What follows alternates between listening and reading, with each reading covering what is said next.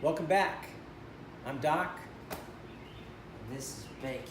You've seen us before, but now we're back for another installment of Project Boost. So this is the very beginning of our supercharger install. So we're gonna take everything apart. Yeah. It's all So gonna be first phase is disassembly, but before we can start tearing stuff down, I had to put the stock cold air kit factory intake on Yeah, it. they do a stock tune. And Stock tune. yeah, I had a Bama tuner on it, so I had to return it to stock. And obviously I removed the aftermarket intake and then let it run for a few minutes just to make sure everything was great and running fine, because I hate to get the supercharger back on there and get my new tune Something's loaded wrong. on it. And there's something wrong and we not know what was wrong, Yeah. right? So at least we know now, before we get started on tearing anything apart, that with the stock tune, the car runs, everything's fine, no problems. Yeah, so that part of it's taken care of. But a little bit about what came though. Yeah, we got a box in the mail. And not just any box, it's a pretty big box. Yeah, it was a really big box Really big actually. box. But it's actually one of two boxes. Yeah, we're getting 2 boxes. Yeah, so the first box came with some assorted supplies, but the primary component on that is the intake / intercooler. That's the biggest component of it. The cold air kit came with it. There's some bracketry, some hardware, stuff like that that's all in there. But yeah, so the next box that comes is going to have the supercharger, the main component of the system. So that's going to come next week. But And what's our deadline for this? well, the goal is July 4th, right? hopefully have it running by July 4th, which I think is going to be a That's pretty not tall hard. order. Yeah, because we're looking now at the end of not even the third week in May, almost the third week in May. We've got June, all of June, a little bit of July, but it's not like we can work on this project every night together, not even every weekend together. It just depends on how time treats us and how the schedule treats us and stuff. So we'll definitely try to get it done by then. Definitely want it for the 4th of July parade, because we Gotta like hear to do Gotta that. hear that noise when The you go. supercharged wine and everything. So yeah. So, now Okay, before we start our disassembly, we have to depressurize the fuel system, because when we start taking out injectors and fuel lines and the like, we don't want that fuel spraying all over us. It's dangerous, number one. Number two, it's hazardous to your eyes and so forth. So we needed to depressurize the system.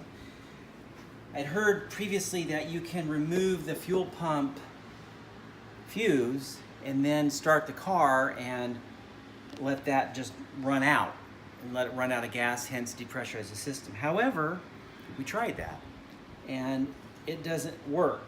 We tried it 2 ways. If you take out the number 41 fuse and try to start the car, the fuel pump doesn't have power, hence it's not gonna let the car start. So that's a no-go.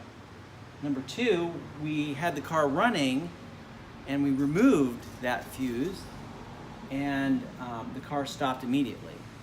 So that tells me it didn't have an opportunity to run out of gas. So plan B is to remove the connection for the fuel inertia switch, which according to the owner's manual is in the driver's side kick panel. So we removed the kick panel and disconnected the fuel pump switch. Next step is to start the car and let it run out of gas. And that hopefully will be enough to depressurize the system without having to try and relieve the pressure somewhere up here where it's going to spray fuel everywhere. So we'll cross our fingers that this works. action.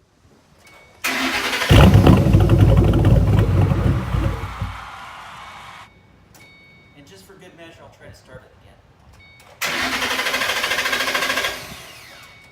Well, as it appears, it has run out of fuel pressurization. Is that correct? Yeah, I think so. All right. It Well, not only stopped running after it started, but when you try to start it again, it doesn't happen. It doesn't Yep. start. well, I guess that worked. So yeah, we'll move on to the next task.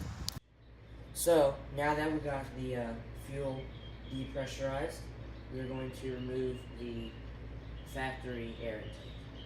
So And how are we going to do that? well, it's a good idea before we start tearing everything apart because we're going to have to do some more wiring.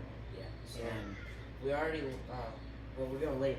Let's get out of it. You gotta label so that when you go to put it all back together, that'd suck if you didn't know where to go. So yeah. So the only thing we really need to label on this one is the mass airflow meter connection.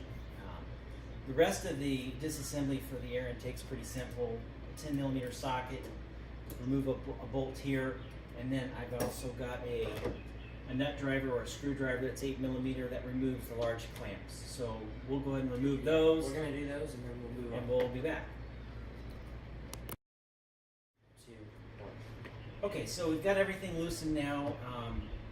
There's also one more connection here that goes from the intake over to the passenger side valve cover. It's for some part of the ventilation system. And once we just push a lever, a tab rather, and it slides right off. So let's go ahead and take this out. The mass air meter is already removed. The sensor just lifts out. And that is one task completed.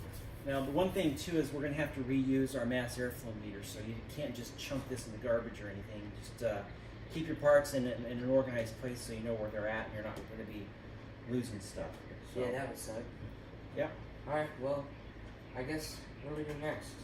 Well, I think the next thing we can do is remove that decorative intake cover. This? Yeah, this will be pretty simple. All right. So we'll get started on that 3, 2, next. and then silent 1. Go. Okay, now we're going to remove this decorative plate. Now, because this is a California special, this came with a package. Some of the Mustangs will have them on there, some won't. If yours doesn't, don't worry about it. We basically just have 2 8 millimeter nuts that we'll remove here, and then it kind of sets over some studs that are in the back, and it'll just lift off. Yeah, these just lift off. Yeah, there's a connector that covers one of those studs. You just have to kind of lift it off of there. So we'll go ahead and remove this now. This will not be reused for the build. This is probably just an eBay item to go for sale. Did you take that one off? Yeah, we should be able to just lift off now. It'd be cool to keep this though. Oh no, there's a screw. Oh wait, it should Just come lift off. up. Yeah, there it is. It goes forward. There we go. And it's done. So yeah, that's that.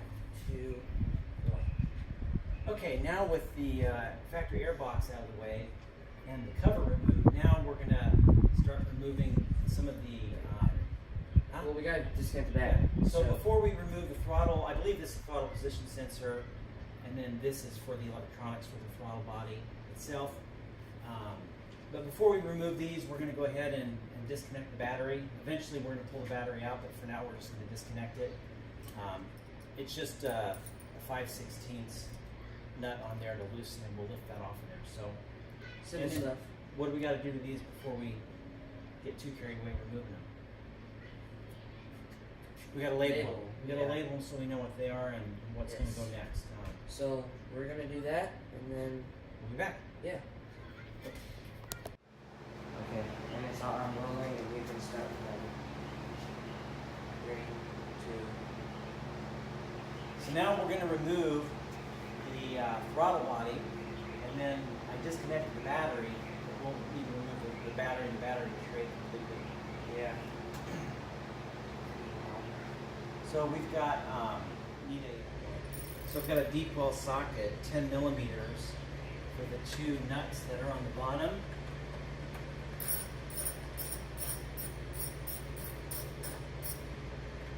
Be careful you don't drop those.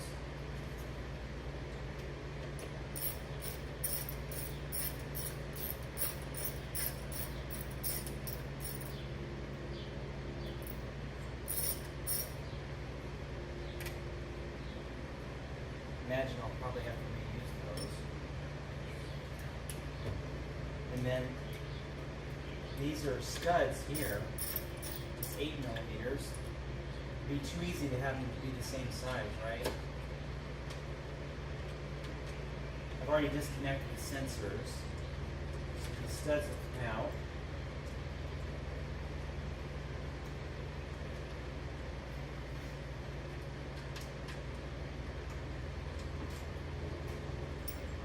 So there's the throttle body, and again we're going to have to swap out the electronics. So the GT electronics are going to have to go in the GT500 throttle body.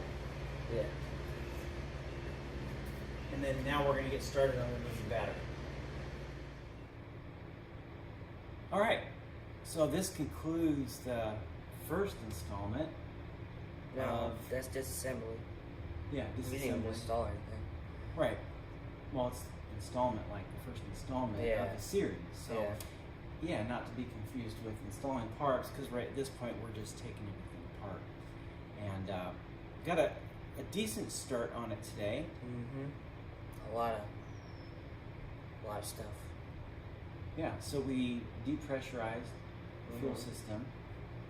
We took out the factory air box. We made some tags for some of the connections for Batteries the throttle gone. body. Batteries removed, throttle body is moved, and next step is to remove the fuel rails and the injectors. Once those are off, then there's going to be a few assorted pieces to remove the intake, and then eventually we'll have to take the belt off, and then the alternator will come out. That's later. Yeah, That's I later. also have to order a new set of plugs. So whenever you go with a supercharger or nitrous, you need to get one range colder plug to handle the different temperatures. So you want to get an adequate spark. So I've got to order some spark plugs. I think that's about one of the few things left I have to order. But yeah, so they've got a good start on it. That's part one. We'll be starting part 2 in a few days, towards the end of the week. Yeah. Thanks a lot for watching. Stay tuned for more. See you later. I'm Doc. And I'm Bacon. Later. This is the Dead Maker Productions.